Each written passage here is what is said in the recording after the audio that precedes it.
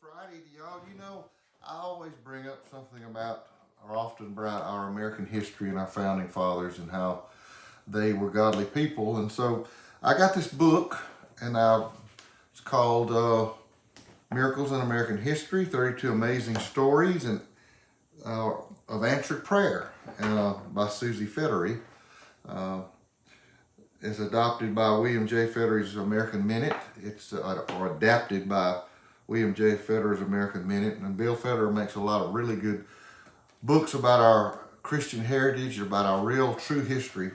And this is a really good book. And I just thought I'd share just a story or two out of here. One of them is about early America, before when we were still under Britain's rule, but it was called King George's War back in 1743. The British had taken over Louisbourg, Nova Scotia, which was a French city, second most important commercial city in Canada at the time. It was French occupied, and the British took that. France wanted it back really bad, and they sent over their ships, 73 ships, 800 cannons, 13,000 men, one of the biggest navies at the time. And the people in America started praying. They called for a fasting and prayer. The Massachusetts Governor William Shirley declared a day of prayer and fasting on October the 16th, 1746, to pray for deliverance. Boston citizens, they gathered in the Old South Meeting House where Reverend Thomas Prince prayed, and he said, "Send thou tempest, Lord, upon the water, scatter the ships of our tormentors." And lo and behold, right after he prayed this prayer, and as they were leaving, a storm arose, a hurricane rose. The ships of the French were tossed in the sea. Lightning was striking and blew up some of the ships that had ammunition on them.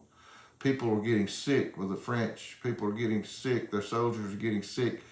Matter of fact, one of the admirals even fell on his own sword. It went into chaos, kind of like the stories in Exodus when the children of Israel were taking Canaan, and the Canaanites went into panic and thought they were hearing things that they didn't hear, but God put them into a panic, all because of prayer and fasting.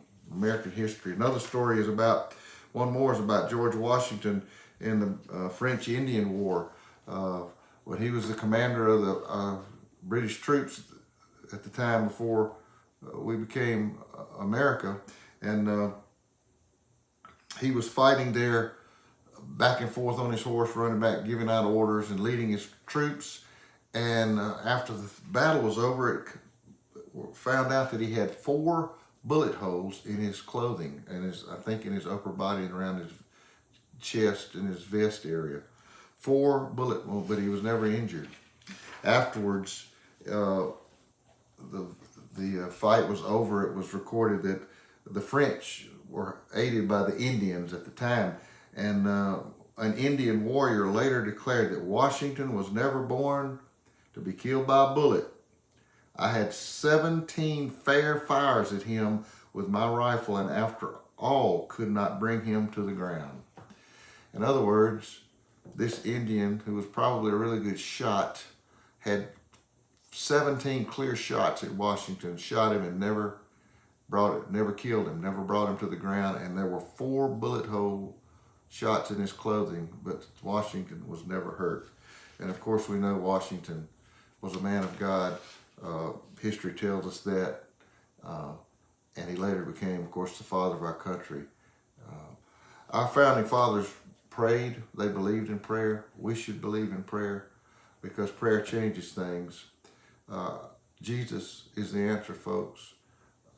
The voting that we do this coming election, we should gauge our voting on principles of the Bible. Christian folks, you should get out and vote.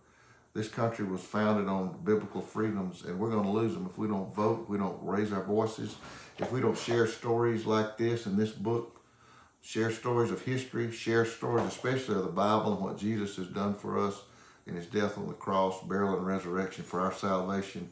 If we don't share those with people, whether it's on Facebook, whether it's in person, whether it's at church, we're going to lose our country. So let's don't do that. Let's pray. Let's seek God. Let's share.